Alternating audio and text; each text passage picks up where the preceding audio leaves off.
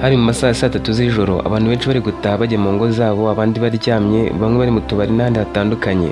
Wari umujyi mugari, abantu bose baba bari muri gahunda zabo, ku buryo amasaha yo kuryama kuri bamwe yabaga yo gusohoka, kujya mu kazi cyangwa se yo gushaka ibyo guteka. Utubari twinshi twabaga turi kubona abakiriya guhera saa tatu kuzamura. Umusore wasaga nk'ufite agahinda kenshi cyane bitavugwa, afite intimba ku mutima, yafashe umwanzuro wo kujya mu kabari. Muri iyo minsi yageragezaga kureba filime ngo yumve ko yashira agahinda bikanga, areba indirimbo biranga, areba umupira w'amaguru biranga, yigira inama yo kujya ahantu hari abantu benshi. Mu buzima bwe yifuzaga gukora ikintu atigeze akora ngo arebe ko wenda cyamuha ibyishimo. Kugera ubwo ntiyari yagasomye ku nzoga, yiyemeje kujya mu kabari akumva uko ziba zimeze, uko abantu bazinywa baba bisanzuye mu kabari, ibiganiro baba bari kugirana, indirimbo zaho n'ibindi. We yari yarakuze atajya mu tubari, atanywa inzoga kandi atagirana ubucuti n'abantu bakunda amayoga. Ibiganiro by'abanyenzoga bigenderaga kure. Nk'umuntu wari ugiye ahantu hashya akanywa ibintu bishya, yari afite icyizere ko hari icyo biri bumare, akaba yabasha kwibagiza agahinda kenshi cyane yari afite mu gihe runaka. Yambaye ipantaro y'ikoboyi n'agatisheti, ava mu rugo agenda nk'iminota 15, agera ahantu hari akabari gacuruza inzoga. Yumvisemo urusaku rwinshi, yumva ahantu nk'aho ariho yashakaga, atibajije byinshi ahita yinjira. Akigeramo nyirakabari yahise amwakirana ikaze, ati ni karibu bose, tukwakiriza iki? Umusore nawe yigize umuntu usa nk'aho amenyereye ibyo gusaba icyo kunywa, ati ndeberamo akantu gakonje. Umucuruzi ati nywera agapeti, nawe ati ako ngako kazane rwose kameze neza gakonje. Yicaye ku ntebe bamuzanira agapeti ke n'ikirahure, umucuruzi aramufungurira, amusukira mu kirahure, asubira muri kontwari. Yatangiye gusoma ariko yumva bishaririye, nta karyohe namba karimo. Yarakoroye gusa arijijisha yongera gusomaho. Mu gihe yarakinywa mu kabari hinjiye umukobwa mwiza, abagabo n'abasore bose bariyamira. Baratangiye bati nawe uratinda, ahari wari wagiye kwihagarika mu kindi gihugu, uzi ko isaha yose yari ishize? Umukobwa aseka cyane ati taisez-vous, fermez la bouche. Nyinyi acheni kelele, ni gute mutinyuka gusakuriza uyu mugentleman? Muceceke. Bahise basekera rimwe. Umusaza umwe wicaye iruhande rw'aho umukobwa yari yicaye atera hejuru, aramubaza ati kubera iki se twese tugomba gufunga iminwa yacu? Nawe ujye ugabanya kudutuka mu zindi ndimi, twese twarize we. Umukobwa yicishije bugufi, yaraje yongorera uwo musore ati ntabwo wakabaye uri hano bro, get out. Ariko sinkwirukanye niba waje kunywera yawe, wanansomye tukisangirira, noneho twamara icupa rimwe ukagenda ukava muri uyu mwanda. Abo bagabo bakomeje kuyagara, wa mukobwa nawe itajya mu mwanya yari yicayemo umusore atanamuhaye ngo asomeho. Uwo mukobwa ahita afata icupa rya wa musaza aragotomera, hanyuma arababwira ati hano hari umusore witurije udashaka ko mumusakuriza, mureke gusakuza ngo vuba atahe ataza kutubangamira kuko hano hazamo abanyakavuyo gusa. Yahise asakuza cyane ati we barman, icuranga ya ndirimbo twibyinire. Barman yashyizemo indirimbo y'igifaransa ibyinitse, wa mukobwa arahaguruka aririmba agendana nayo akantu ku kandi. Yaririmbaga adategwa kandi akaririmba igifaransa cya nyacyo. Abo mu kabari bo cyane cyane ibisore byari bimwegereye byatangiye kumubyinisha, nawe isi kubyina karahava ari nakanyuzamo akabaka amacupa kinywera. Umusore yari yumiwe ari kwibaza ku kuntu yarakomeje kwitwara. Mu by'ukuri bwari ubwa mbere babonanye, ariko yatunguwe no kumva amubwiye ati soma inzoga yawe vuba utahe, nukuri kuri hano hantu. Ikindi umukobwa yavugaga avanga indimi zirimo Icyongereza, Igifaransa, Igiswahili n'Ikinyarwanda. Yaribajije ati nuko ahora mu kabari se? Narumvise ngo iyo umuntu asinze avuga izindi ndimi, gusa njyewe niyumviye ubwanjye bavugaga ibintu bitumvikana. Ni gute uyu mukobwa mwiza yabaza hano mu kabari akajya mu kavuyo k'ibisaza n'ibisore by'ibisinzi kandi wagira ngo yaranizagera kure? Urusaku rwabaye rwinshi wongera volume. Wa mukobwa akomeza kubyina agendana n'indirimbo ariko abwira barman ati brother, can you stop please, let me talk to this gentleman. Abaro barasetse bati naho batubeshya, ni ugupfa kwivugira ibyabonye ngo duhabye. Abandi bati biriya zimugeza mu gihorihori, niyo mpamvu atangiye kwigira inajyiwa avuga ibintu bitumvikana. Ariko wa musore we yumvise ijambo kurindi, yewe n'ukuntu yaravuzemo ibyo bintu yahise abyumva neza ko umukobwa adashakisha ururimi, ahubwo ko ari ibintu bimurimo yize neza, wenda akaba yaranaminoje. Barman nawe ntiyabashije kumva icyo yaravuze. Uwo musore yaragejeje agacupa mu ntango, yaramubwiye ati aravuze ngo gabanya umuziki nako ngo wuhagarike abanze kumvugisha. Umukobwa yahise arenga wari umwicaye imbere yaramuhobera, aramubwira ati ni wowe wanjye, noneho dukoresha igifaransa nkubwire. Pourquoi vous êtes here? Please go home, it is about to go down. Umusore amwenyura ati none se kuki uri kunyirukana muri aka kabari? Umukobwa ati taha ntuzagaruke, hano hantu ntukwiriye kuba uhari. Nta muntu n'umwe wumvaga ibyo bari kuganira kuko umukobwa yaramwongoreraga. Umusore atabajije byinshi yishyuye amafaranga ye hanyuma arasohoka. Akimara kugenda umukobwa yarasakuje ati sasa rero igihe cyacu kirageze, noneho ucuranga indirimbo z'igiswahili gusa. Baracuranze barabyina ijoro bararikesha. Wa musore we akimara gutaha yagiye yibaza ikintu kimwe gusa, uriya mukobwa nzihe ku buryo yambona mu kabari kanyirukana. Uwo mukobwa ntaho bari baziranye, nta nubwo bari barigeze bavugana. Yibazaga impamvu uwo mukobwa aza mu kabari nk'ako yari yabonye kanaciriritse kanyweramo abantu b'abasaza n'abasore wagira ngo bakora ubukarani n'ibiyedi batiyitaho, bamwe bacyuzuye ivumbi biramucanga, kuko yifuzaga ikintu cyamwibagiza agahinda yari afite, none yari akibonye. Uwo mukobwa yatashye amutekerezaho, aramutekerezaho, ajya mu kazi mu gitondo amwibazaho. Yageze mu biro bye atangira gukorana umunabi, akaza akavanga n'ibibazo yari yifitiye. Amasaha yo gutaha ageze nabwo atafite agahinda kenshi. Nanone yari afite amatsiko yo kujya mu kabari ngo arebe ko wa mukobwa aramusangamo, akanamubwira amagambo nk'ayo yari yamubwiye bwa mbere, dore ko yari yabifashe nk'iby'abasinzi. Mu masaha ya saa 2 yasubiye yicara mu nguni bamuzanira inzoga. Wa mukobwa yahise ava hanze aza avuga ati ni wowe mbonye winjira? Wa musore we, kuki ukomeje kuza hano hantu? Babarira ufate inzoga zawe zose wifuza ujye kuzinywera iwawe, utaza gusinda ugatikuzo, kandi mbona uri umuntu wiyubashye. Nubwo waba ushaka kunywa inzoga ntiwaza hano, washaka ahandi hantu ujya kuzinywera. Umusore yihagazeho aramubwira ati what? Ariko ubundi hari ahandi hantu nzi, njye nawe tuziranye he ku buryo mbuza kuza mu kabari no kunywa inzoga? Umukobwa yavugaga rutava mu kanwa, hanyuma afata isigara ashyiraho umwambi, asohoka atitumagura ntiyongera kumuvugisha. Yamaze sigara aza abyinana n'abasore bari barimo n'ubundi, bavuga amagambo ateye isoni, bamwe banamusaba ko bamugurira amayoga ngo baze kumurarana. Nawe akemera ati wowe gura, nishimira ko wanguriye turararana, ariko nutanyemeza ngo nkwishimire ntabwo turi burarane. Yanze kongera kuvugisha wa musore, akomeza kwidagadura asoma kuri buri cupa, avuga amagambo avanzemo izindi ndimi, Icyongereza, Igifaransa, ubundi akivugira Igiswahili. Icyamutangazaga ni ukuntu uwo mukobwa yavugaga ururimi rwose neza. Yaribajije ati ubundi se uyu mukobwa yaba ataha he? Nta babyeyi afite se? Abaye hate? Cyangwa ni umugore ufite umugabo? Kuki ahora mu kabari kandi agahora yasinze? Yifuje kugira uwo abaza, ariko none arebye abantu bose bari aho abona nta n'umwe yakwigora abaza, kuko bose bari bashaka kwibyinira no kwisakuriza gusa. N'uwaganirije akaba yuzuye imvugo nyandagazi na giseseka. Uwo mugoroba yanyweye amacupa 3, asohotse arazengerera ajya kugwa hasi. Wa mukobwa asunitse ibisore byamubyinishaga, simbuka ajya kumuramira. Umusore yihagazeho ati wapi, ntabwo nasinze. Umukobwa nawe ati nanjye ndabibona ko utasinze, wenda wowe ufite ukundi kuntu byita, ariko nakubujije kuza aha hantu. Iyo waje utamenyereye inzoga birushaho kukubera bibi kubera urusaku rwacu. Ndagusabye rwose ntuzagaruke muri aka kabari. Yamufashe ukuboko amugeza hanze aramubwira ati musore muto, urugendo rwiza, kandi ujye ukomeza wiyubahe, wirinde amayoga bitazakwicira ahazaza hawe, sibyo? Ubundi se witwa nde? Yabivugaga anyerera ashaka kugwa hasi, ururimi rutava mu kanwa. Uwo musore yanze kumusubiza. Umukobwa ashyiraho isigara aramubwira ati ngaho ugenda utanywa umwotsi w'itabi, itaha wihuta utaza gusinda kurushaho kugera mu rugo bikakugora. Yaratashye ariko agenda amwibazaho kurusha ikindi gihe, kuko yaratangiye gusinda cyane kandi yumvaga nareba n'abataragerewe nubwo hari hafi harimo akagendo k'iminota 10. Yasabye umumotari kumutwara akamugeza iwe. Akihagera ahise aryama, byuka nka saa 5 z'amanywa. Ubundi yifuzaga kujya ajya mu kabari akanywa inzoga zikamufasha gusinzira, akaza gukanguka mu rukerera, akanywa amazi menshi, akoga, mbere yo kujya mu kazi agaca kuri resitora akarya, ubuzima bugakomeza. Kuri uwo munsi ho yanywa inzoga nyinshi azigotomera, bihuriranye nuko atarazimenyereye asinda cyane. Yiciye amasaha yo kujya ku kazi yarenze. Muri telefoni ye sebuja yari yamuhamagaye inshuro nyinshi cyane, anamwandikira amubaza impamvu yasibye kandi hari ibyihutirwaga bagombaga gukora. Aho kangukiye yaramuhamagaye aramubwira ati boss, nibwo nicuye, ku mugoroba natashye umutwe uri kundya cyane, naraye imbuze ibitotsi, ntangira gusinzira mu masaha ya saa 10, rwose nibwo nicuye. Sebuja yarazi ibibazo afite, aramubaza ati none se niwagerageza ukakazamo niba ubyutse umeze neza? Ntiyarazi ko ari amayoga, ahubwo yarazi ko wenda aragahinda yari yifite katumaga umutwe umurya kandi akabura ibitotsi. Umusore nawe n'ubwoba bwinshi yabyutse vuba ajya kuri resitora akomereza ku kazi. Yaramaze iminsi myinshi cyane adateka atunzwe na resitora. Ku mugoroba atashye yiyemeje kujya mu kabari ntanywe icupa na rimwe, ahubwo agahamagara wa mukobwa akamubaza neza impamvu bamubuza kuza mu kabari, akanamubwira niba asanzwe amuzi.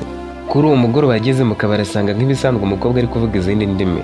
Yabaga akinjira cyangwa uwo mukobwa akimubona agahindura mood yari arimo, akaba ari we yitaho cyane, kuko umusore yaramwisangiye mu kabari yahageze kare. Umukobwa akimubona yaracecetse aravuga ati ni muri ko uyu musore abanze kwaka icupa, mudasakusa barman ntamwumve, mumuhe icyo kunywa. Umusore yaramubwiye ati ni wowe nshaka, uyu munsi ndasangira nawe. Abari mu kabari barasetse. Umukobwa aramwegera amubwira ati wikwiteza abantu, abari hano bose n'abasinze, baba bafite imyanda basa nabi, nanjye nuko nsa nabi byatari, none gushaka gusangira n'umuntu bita umusazi? Oya no, wikwigora. Umusore ati nshaka ko tuganira, wenda kunywa birorere, nshaka kukubaza ibibazo bike mbere yuko mfata umwanzuro wo kunywa inzoga cyangwa nkabyihorera. Umukobwa nabwo yari yamaze kwisindira. yaramubwiye ati noneho reka dushaka ahantu twicara umbaze ibyo ushaka byose, ariko rero mu kabari ntiwabuza abantu kuvuga, ntiwababuza kutwicara iruhande ngo batwumvirize, kandi sinshaka kujya hanze, tangira umbaze ndagusubiza. Umusore ati numvise uzi icyongereza, igiswahili n'izindi ndimi, wareka tugakoresha rumwe muri izo, ko nabonye abaza hano mu kabari baba batazizi, abenshi ntabwo bize. Umukobwa ati that's fine, reka dukoreshe igiswahili. Umusore nawe yakoresheje igiswahili ati sinshaka kukubwira ibinyerekeye, ahubwo wowe mbwira ubuzima bwawe, umbwira uwo uri we, impamvu wara mu kabari, ahantu nzi, n'ikibazo bigutera iyo umbonye nje kwinywera agacupa hano, ubundi dupfa iki kindi njye nawe. Umukobwa yaramurebye aramubwira ati inkuru yanjye hari ubwo nayivuga nkarira, simba nifuza kuyisubiramo, kandi nta muntu n'umwe uzi ibyambayeho, ahubwo niba ushaka kuyumva wowe uzashaka hano hakwiriye tuhaganirire, ndeka kandi uhita utaha, ubutaha uzagaruka umbwira ngo ngwino tujye kuganirira aha n'aha, ahantu hatuje, aho nzabasha kuvuga nkanarira. Icyo nakubwira cyo ni uko wowe nizeye ko uzantega amatwi, ngaho se kandi taha. Umusore nabwo byakomeje kumucanga kuko yabonaga ko umukobwa adasanzwe, nubwo yabaga yasinze ari mu kabari gaciriritse, mu by'ukuri yumvaga afite ubwenge n'ubuhanga bidasanzwe. Amatsiko yari yose yo kumenya inkuru ye, yatashye adatekereza ku byamubayeho, ahubwo atekereza kuri uwo mukobwa atari yakamenya izina nawe ataramwibwira neza. Ku munsi wakurikiyeho yaratangiye no gukunda inzoga yumva ubushari bwazo ari bwiza ari kuzimenyera. Ku munsi wakurikiyeho yaratangiye no gukunda inzoga yumva ubushari bwazo ari bwiza ari kuzimenyera. Yagiye mu kabari saa 12 acyagera asanga umukobwa yicaranye icupa ari kurinywa yubitse umutwe. Yaramubonye aramubwira ati ngwino tugende. Umukobwa atanabajije aho bagiye yarahagurutse aramukurikira. Bageze hanze aramubaza ati wasiga icupa ry'abandi tukagenda? Umukobwa nawe aterekana isigere nyirakabari. Yararimushyiriye agaruka hanze asanga umusore yamaze guhagarika abamotari babiri. Mbere yuko bagenda aramubaje ati urumva utasinze? Umukobwa ati wapi, uyu munsi utarinze ko ushobora kuza, ntabwo nigeze nk'inzoga, ririya ni irya mbere nari nsomyeho. Bagiye ahantu hameze nka hoteli ho mu kabari ariko kwiyubashye. Nubwo bwose uwo musore yajyaga kunywera muri ako kabari, suko atarafite ubushobozi bwo kujya kunywera mu twiyubashye aho umukiriya azaga akicara aho ashaka hisanzuye. We yifuzaga ahantu haba akavuyo washoboraga gutuma ataha yazengera atagitekereza ku bibazo bye. Bageze aho hantu umusore abaseriye ahamagaza ibyo kunywa bidasembuye ndetse anakoresha komande ya brushette. Batangiye kuganira, umusore ati ngaho nsubiza ibibazo byose nakubajije. Umukobwa yaramubwiye ati mbere na mbere nitwa Rebecca, iwacu sinaha, sinzi niba ababyeyi banjye bakiriho cyangwa batariho, abo tuvukana nabo simbizi. Umusore ati nguteze amatwi rwose komeza umbwire. Umukobwa ati ukunda yuko nahoze ndi umusirikare. Umusore yikanzemo none atega amatwi adasaragurika. Rebecca ati njye nize amashuri abanza ndi umuhanga tuza segonderi ari uko bimeze. Intego yanjye yahoze ari imwe, nashakaga kuzaba umusirikare. Nyirangiza kwiga iwacu banze ko njya mu gisirikare, barambwira bati uvuga ko urangije kwiga ariko ntacyo wize, amashuri yisumbuye yonyine nta kintu kirimo, kandi ntitwifuza ko uba umusirikare. Nabuze uko ngira niga kaminuza, nayo nayize ndi umuhanga cyane, nyirangiza mfite amanota meza. Mu rugo barabyishimiye kuko bumvaga nzakora kandi kazi. Muri kaminuza nize indimi, nyirangiza iwacu bagerageje kunshakira akazi ariko ndakanga. Njye nifuzaga kuba umusirikare, suko nabirebaga mu mafilime ngo mbyifuze, cyangwa se wenda ngo nuko bahembwa menshi, ahubwo njye byari bindimo. Nabonaga abasirikare babaga ku kigo cya gisirikare cyo hafi iwacu nkabishimira cyane, ku buryo navuze ndireka nanjye nzabewe. Nyirangiza kaminuza mu rugo bampatiye kwiga na masters, noneho byo ndabyanga. Bamenye ko niyandikishije mu bashaka kuba abasirikare, banyanga urunuka. Byabaye ngombwa ko nshaka udufaranga duke nkaba mbahunze ngo batazakomeza kungendaho. Nagiye mu gisirikare nkora imyitozo nk'abandi bose, igihe kigeze ndambara. Nifuzaga kugera ku rwego rwo hejuru. Aho mariye kuba umusirikare nabonye akaruhuko nsaba mama na papa kubasura, bambwira ko batabishaka ko nta musirikare bakeneye.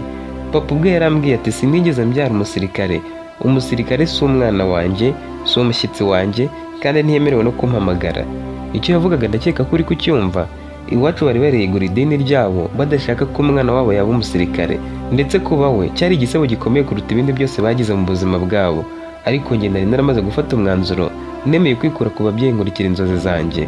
Sinari ngikeneye kugengwa nabo, igihe cyari kigeze ngo menye ko ababyeyi banjye badashyigikiye ibyo ndimo, kandi ko ngomba guca ukubiri nabo. Umusore yari yifashe ku munwa, inkuru yamuryohanye ariko afite n'ubwoba. Umukobwa yari ikomeje ati bidatinze mu gisirikare naje kuhabona inshuti y'umuhungu. Uwo musirikare yari ikirara cyane, akunda gusohoka hanze y'ikigo nta ruhushya, akanywa amayoga, akajya mu ndaya, mbese yitwara nabi. Nkigera mu kigo cyabo yigize umwana mwiza, birangira dutangiye gukundana. Nyuma yo gukundana nawe yatangiye kujya nsohokana hanze y'ikigo tukanywa amayoga tukagaruka. Hari ubwo twabaga twemerewe kuba twasohoka ariko rimwe na rimwe yajyanaga twiyibye. Hari n'ubwo yajyagayo wenyine, icyo gihe akakorera ibintu nanjye nabaga ntazi na gake. Nkubwije ukuri mugenzi wanjye ari umusambanyi ukomeye cyane ariko twakundanye ntabizi. Mu gihe yasohokaga yabaga agiye guhura n'umugore w'undi mugabo. Uwo musirikare, uwo musheri wanjye nyine yari mwiza mu isura, avuga neza, ateye neza, nta muntu utamukunda. Uwo mugore nawe yaramubonye aramushegera, umusirikare nawe ntiyamwitesha. Ariko umugabo w'uwo mugore yaje kumenya ko ari umusore uza agasangira n'umugore we mu kabari ka kure bakagirana ibihe byiza. Noneho rimwe na rimwe umugore agataha mu gitondo avuga ko yaraye kwa bene wabo n'ahandi kandi ari we bararanye. Uwo mugabo yakomeje gukurura amakuru, ntiyamenya neza uwo musore uwo ari we, ariko amufata isura atangira kugenzura aho yajyaga hose ngo azihorere. Ibyo njye sinari mbizi na gake. Umunsi umwe twasohotse mu kigo twiyibye tujya kunywera ahandi hantu yakundaga gusohokera. Tukigerayo wa mugabo wakomezaga kumugendaho yazanye n'umugore we arijisha munyuraho nk'utamubonye. Umugore nawe ntiyarazi ibyo umugabo arimo ko yahamuzanye abizi. Noneho wa mugore yabonye sheri wanjye twicaranye amwenyura aramuhobera nk'ibisanzwe. Wa mugabo yahise aza yarakaye akubita umusore urushyi ati nta n'isoni mushaka no kubikorera mu maso yanjye. Nari mbizi ko muca inyuma. Umukunzi wanjye yarakaraga vuba, ntabwo kwihangana byamworoheye, bahise batangira kurwana. Njye nibwiraga ko sheri wanjye ari kurengana. Nawe urabyumva, muri ahantu umugore akaza kubasuhuza nk'aho muziranye, umugabo we akaza arwana utazi impamvu. Yamukubise urushyi baragundagurana, bakirwana haza n'abandi bantu bari bahagaze hanze. Uwo mugabo we n'abandi basore bari barapanze kuzamukubita. Rebeka yageze aramubwira ati ntumbaze byinshi, nanjye utwo nitwo nibuka gusa. Uwo musore yaramwenyuye ati ntaribi Rebeka, wowe mbwira uko bimeze, ibindi utibuka ubwo si ingenzi cyane. Rebeka yarakomeje ati nabonye bikaze, sheri wanjye ashobora no gupfa, ntangira kurwana mutabara birangira twishe wa mugabo. Akivuga ibyo umusore yikanzemo, Rebeka arakomeza ati namukubise umugeri agwa hasi birangira apfuye, ariko njye naratabaraga. Izo mvururu zakwirakwiriye ahantu hose, abadukuriye baza kumenya ko twasohotse twiyibye tukagenda twambaye igisivile tugateza akavuyo mu baturage hagapfa umuntu. Umugabo w'uwo mugore nawe yararakaye cyane, avuga ko nubwo acaga umugabo w'inyuma ariko ko atifuzaga kumubura. Mu rukiko niho byose yabisobanuriye, nta na kimwe ahishe, hiyongeraho n'ibyavuye mu iperereza. Nta kindi cyari gikurikiyeho kitari ukuduhana bihanukiriye. Ibyo byose nkubwiye niho nabimenyeye, kuko uwo mugore ubwo yatanze ikirego agasobanura akantu ku kandi. Mu rukiko umukunzi wanjye yashinjwaga kuba nyirabayazana w'imvururu. Yashinjwaga ibyaha byinshi. Icya mbere ni ubusambanyi. Yasambanyaga umugore w'abandi, ari nacyo cyabaye intandaro y'amakimbirane.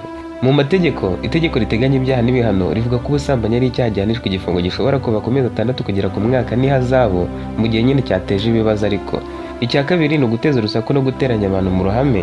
Yateje imvururu mu kabari bituma haba intambara. Guteza imvururu mu ruhame by'umwihariko ahahurira abantu benshi bihanishwa igifungo gishobora kuva ku mezi 3 kugera ku myaka 2 n'ihazabu. Ariko byose biraterwa. Icya gatatu cyari icyaha cyo kuba nyirabayazana w'urupfu rwabaye, kubera ko ari watumye ninjira mu mirwano ugamije kumutabara bigatuma umuntu apfa. We kuri iyo ngingo bamufashe nk'umufatanyacyaha, kuko atari we wamwishe bya nyabyo, ari njye wari wamuhohoye. Nk'umufatanyacyaha w'ubwicanyi butabaye ku bushake, yari yakoze icyaha gihanishwa igifungo kiri hagati y'imyaka 5 n'7. Nk'umusirikare ariko ibyo yakoze byari bihesha isura mbi ingabo z'igihugu, cyane cyane icyaha cy'ubusambanyi n'imvururu mu ruhame. Bamusabiye kwirukanwa burundu mu gisirikare nta merekeza ahawe, ndetse bakarenzaho n'igifungo. Bageze kuri njye noneho bavunira mu mave. Naratabaye nica umuntu ndwana ku mukunzi wanjye. Ibyaha nashinjwe harimo kuba umufatanyacyaha mu mvururu. Nagiye mu mirwano mfasha mugenzi wanjye mu ntambara ishingiye ku cyaha cy'ubusambanyi, uretse ko nari mbizi nyine. Nimbwiraga ko bari kumurwanya bamurenganya. Kwifatanya mu mvururu bihanwa nk'uwaziteje. Ariko nyine imvururu zari zarenze zisanzwe, aho bansabiye imyaka iri hagati y'3 n'5. Icyaha cya kabiri cyari kinakomeye cyari kwica umuntu. Birumvikana sinamwishe ku bushake nabigambiriye, ntibari kunsabira icya burundu, kuko urupfu rutabaye ku bushake, nkaba nararwanye gusa nateganya kwica umuntu. Byafashwe nk'ubwicanyi butateganyijwe, kandi ibyo bihanishwa igifungo cy'imyaka 5 kugeza kuri 7. Ariko bavuze ko ngo kuko byabereye mu kavuyo katejwe n'umusirikare, igihano cyagombaga kwiyongera kikagera ku myaka 10 cyangwa irenga, bitewe n'uko urukiko rwabonaga uburemere bw'ibyaha.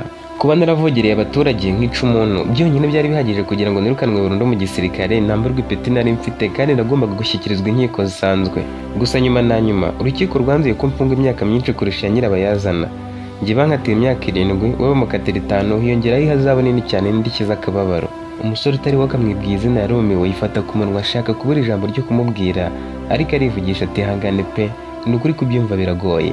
Rebeka turakoze kumpumuriza, ariko ibyo nkubwiye ni agatonyanga mu byo ndi bukubwire niba koko wifuza kubimenya. Umusore ati ngaho mbwira ibyakurikiyeho. Rebeka ati narafunzwe ariko nari mfite umujinya mwinshi cyane. Umusore yahoraga ambeshya ko ari njye gusa akunda akarenga akajya mu ndaya mu bagore b'abandi, noneho namutabaye nzi ko ndi gutabara umukunzi wanjye nica noneho umugabo w'uwo mugore. Urumva nawe kuba waraciwe inyuma ukanicwa? Uwo mugabo yapfanye agahinda kandi yishwe nanjye watabaraga, nanjye barancaga inyuma aho kwicwa n'uwamucaga inyuma. Ibyo birancegesha cyane. Ibaze ko nishe umuntu umuziza ubusa bitewe n'umukunzi wanjye wa pirate wancaga inyuma nanjye. Ibyo ariko wenda tubireke, wumve ko ari njye wakatiwe imyaka myinshi. Icyo nabwo ubwacyo kirababaje kandi amategeko urayazi. Gufungwa imyaka biba bivuze ko utazapfa kubona akazi ka leta mu buryo bworoshye. Diporome nubwo ziba zikiri izawe ariko ni nkaho leta ibana ibyo kuba wazihererwaho akazi kayo. Namaze imyaka 7 yose mfungurwa, we yarafunguwe kera yarabonye akazi ahandi hantu. Urumva nyine namurushagaho imyaka 2 nkiri muri gereza. Nimbwiraga ko wenda azisubiraho akazafungurwa abona ko yankoresheje amakosa akansaba imbabazi. Mu myaka 2 yari gukurikiraho ntegereje ko 7 ishira kuko 5 yarayimaze akajya nsura nawe ukaba ashaka ubuzima. Nawe urabyumva.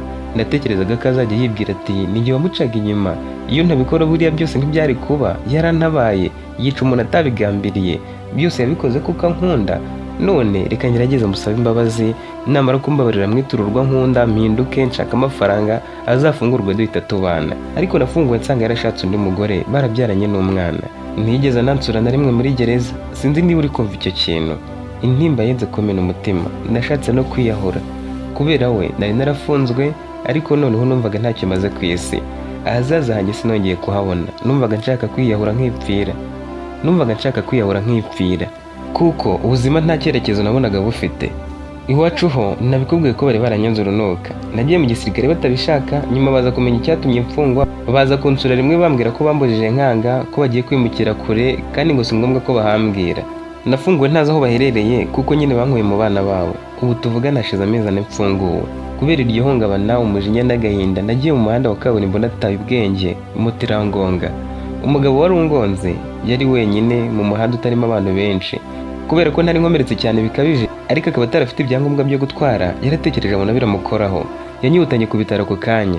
Yambwiraga ko yakora buri kimwe ku bwanjye ariko simurege. Yarambwiye ati nafunguye akabari, ngize amahirwe gatera imbere cyane birangira nguza moto.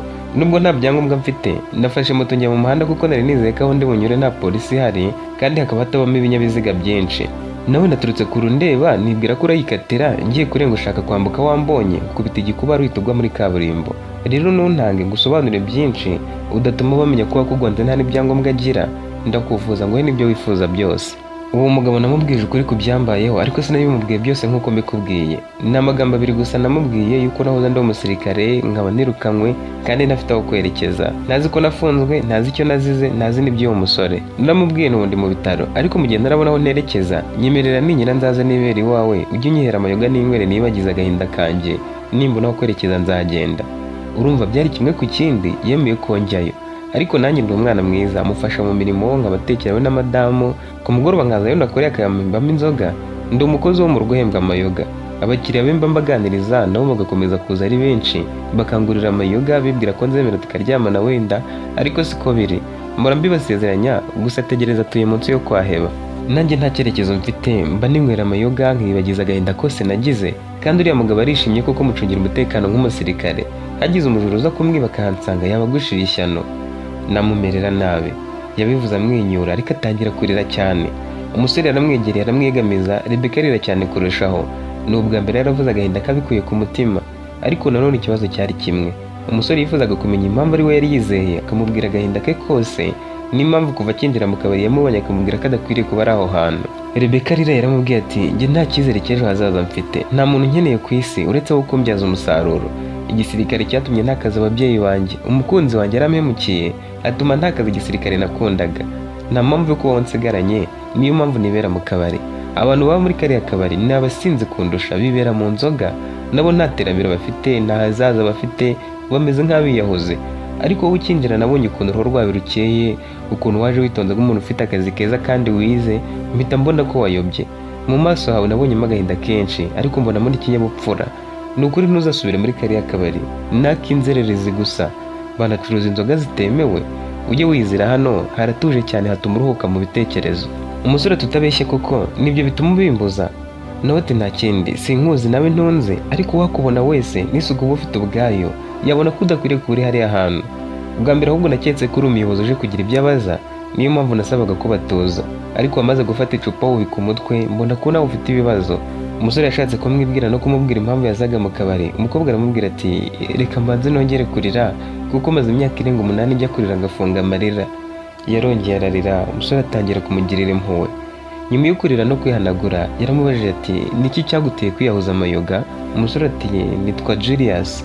Umaze kumbwira ibibazo wahuye nabyo, none ndumva ntacyo nahuye nacyo cyo kuvuga. Ibyawe birenze urugero, ndumva mbuza aho mpera. Umukobwa yitonze cyane aramubwira ati nta kibazo kiba gito Julius, wowe mbwira kuko buri ikibazo gikomezwa na nyiracyo. Iyo ubashije kucyakira ugakomeza ubuzima ubwo kiba cyoroshye, nubwo abandi baba bumva ko gikomeye cyane. Ariko ubwo cyakubujije amahwemo kikakuyobora mu kabari, nubwo abandi baba bagifata nk'icyoroheje, ubwo kirababaje cyane kandi kirakomeye. Nanjye nkumbuye kumva umuntu umbwira ibyamubabaje, rwose mbwira. Julius aramubwiye ati njye nta kwezi kurashira bibaye, nakundanye n'umukobwa umwe wankundiraho abandi, namwimariyemo cyane kugera ubwo dupanga gukora ubukwe. Ubukwe bwacu bwatangiriye ku murenge, hakurikiraho gusaba no gukwa. Byari ibirori byiza cyane pe, amafaranga menshi yarahagendeye, yaba ay'imyiteguro, ay'inkwano, ayo kwakira abantu n'ayandi agendera mu tuntu dutandukanye. Kubera ko ndi umukristo nifuje gusezerana no mu itorero. Njye n'umukunzi wanjye twari dufitanye gahunda yo gusezerana mu rusengero mu byumweru 2 gusa. Naho twagiyeyo, ariko mbere yo gusezerana pasiteri arabaza ati ese haba hari umuntu ufite ikibazo kuri aba bageni bacu mbere yuko tubasezeranya imbere y'Imana? Njye nibwiraga ko nta numwe uramanika ukuboko, ariko umusore wari wicaye inyuma yahise amanika aravuga ati rwose pasiteri, uwo mukobwa mubona hashize iminsi 15 ambwiye ko namuteye inda. Gusa kibimbwira arengeje ati nubwo bwose wanteye inda sinabana nawe. Muri iki cyumweru turimo ndetse ku munsi w'ejo ndashaka umugabo, ndasezerana mu murenge. Uwo musore tugiye kubana n'umukire, tukiva ku murenge nzamusaba turyamane, ntazigera ahakana ko umwana ntwita ari uwe, cyane ko namenye ko ntwita hakiri kare. Uwo musore yakomeje avuga ko yabirwanyije, umukobwa agatsemba. Ku munsi dukora ibyo gusaba no gukwa no gusezerana mu mategeko, cyane ko aribyo twahereyeho, uwo musore yasobanuye ko ngo yari yagiye muri koma kubera kutakira ko umukobwa bakundanaga yamutunguza gusezerana n'undi musore, bagasezerana kandi anamutwitiye umwana. Aho amaze gukirira nibwo yaje mu rusengero akavuga ikibazo cye mu mbaga y'abantu. Ubwo ku rusengero habaye imvururu ntitwasezerana kuko uwo mukunzi wanjye yari atwite inda y'uwo musore. Nyuma y'iminsi mike nagiye ku rukiko ngaragaza ikibazo cyanjye. Impamvu yo kudutandukanya yarumvikanaga, birangira banzuye ko tugabana tukaringagiza imitungo yanjye yose. Nta na kimwe yari yarashyizeho, ariko twari twaramaze gusezerana ivangamutungo. Ubwo umukobwa yatwaye 1/2 nsigarana ikindi. Icyambabaje kurushaho nuko nyuma namenye ko wari umupango n'uwo musore wamuteye inda. Ibyo umusore yavugaga mu rusengero by'uko umukobwa yamuhemukiye byari ibinyoma. Na ndetse nyuma yo kugabana baratahanye, abantu bambwira ko bahise babana bishingiye. Nta kundi nari kugira uretse kwiyahuza amayoga ngo ndebe ko wenda nabyibagiza. Nyuma yaho nakoze ibintu byinshi byatuma ndeka kubitekerezaho, ariko biranga. Uwo mukobwa naramukundaga, sinari nzi ko anantendeka. Njye nibwiraga ko nyina nkunda ndi umwe, kandi nanjye byari uko. Ariko ku munota wa nyuma nibyo yanyituye. Naje mu kabari ntagamije guhinduka umusinzi burundu, ahubwo nahazaga nje kwinaniza mu bwonko ngo ndebe ko haba hameze, amagambo bahavugirwa, ku buryo nzajya ngera mu rugo naniwe, umutwe uri kunjya ngahita nsinzira. Nubwo mbere nari nkwiye ku nzoga kuva navuka, ariko aho nzi ukambwira kuriya watumye koko ngabanya gutekereza ku byambayeho, ahubwo aba ari wowe ntekerezaho. Natangiye kwibaza ku mpamvu wambwiye kuriya, bituma ngaruka ngo ndebe kurongera kubimbwira. Rebecca yarasetse aramubaza ati none se iwanyu ni he? Inaha niho byabereye? Nawe ati sinaha, byabereye mu cyaro aho mvuka. Naje inaha mu mujyi ngarutse mu kazi kuko ariho nkorera. Ubanza hari kurara mu nzu njyenyine aribyo bituma kwibagirwa ibyambayeho bingora, ikaba ariyo mpamvu uva mu kazi nkaza ahantu hari abantu benshi kugira ngo wenda amakuru icyatuma ntekereza bitandukanye n'ibyari bindimo. Kuko no mu kazi ubwaho nirwa nicaye mu biro njyenyine imbere y'imashini, mu rugo naho nkirirwa njyenyine. Urumva rero ntekereza ko kujya ahantu hari abantu benshi byagira icyo bimarira. N'ahandi najya rero hatari mu kabari, kuko ngiye ahandi hantu hari abantu batuje wenda nabo batuma nitekerezaho, ariko mu kabari haba hari urusaku, mubyina, bigatuma umuntu atabasha gutekereza ku bibazo bye, ahubwo akumva abangamiwe gusa. Nibyo mba nifuza rero, niyo mudu mba nshaka kuzamo. Bose bari bababaje. Julius yahoye Rebecca cyane, umukobwa yongera guturika ararira. Bakomeje guhumurizanya, banywa amafanta barya na brushette. Bamaze guhaga Julius aramubaza ati none se uri guteganya gukora iki? Wumva uzaguma kuri uriya nyirakabari? Nawe ati sinzi aho nzerekeza pe, ariko sinzaguma, umunsi umwe nzagenda nubwo ntazi aho nzerekeza. Binkundiye nkabona ababyeyi banjye nabasaba imbabazi nkongera kubana nabo, nako sindatangira kubitekerezaho na gake. Julius ati waretse se twese tugakora ikintu kimwe. Rebecca ati kihe? Nawe ati twareka inzoga tugatangira gushaka uko twava muri aka gahinda tutiteye ibindi bibazo. Wowe wazisanga wafashwe no ku ngufu ukagirirwa nabi, nanjye nkaba nahura n'ibindi bibazo. Uwo munsi batashye babaye inshuti cyane.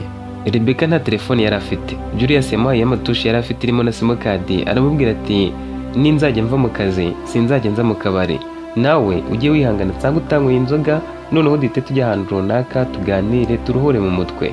Rebecca ati nta kibazo ndabyemeye. Guhera uwo munsi batangiye kujya bahura kuva saa moya kugera saa yine z'ijoro.